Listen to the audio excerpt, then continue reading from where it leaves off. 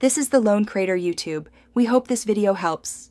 In this video, I will explain how to change an alternator on a Toyota Camry XLE 3.5L V6. First, let's gather our essential tools. You will need a socket set, a 15mm wrench, a battery terminal cleaner, and a new or remanufactured alternator. Safety is paramount, so please wear appropriate gloves and eye protection throughout this repair. This easy method will guide you step by step. Now, let's begin by disconnecting the battery. Use a 10mm wrench to remove the negative battery cable first, then the positive cable. Next, locate the serpentine belt tensioner. Rotate the tensioner pulley clockwise to relieve tension, then carefully remove the serpentine belt from the alternator.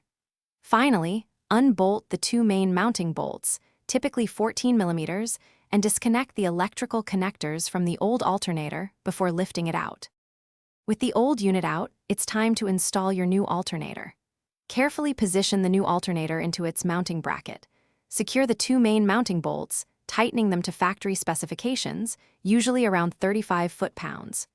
Reconnect all electrical connectors firmly, ensuring a snug fit.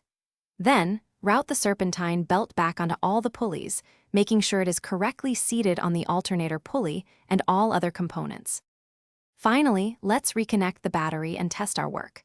Reattach the positive battery cable first, then the negative cable, tightening both securely with your 10mm wrench.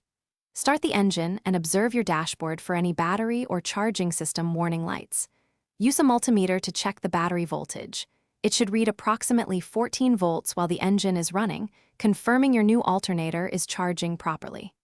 Great job! Thanks for watching. Consider subscribing if we helped you.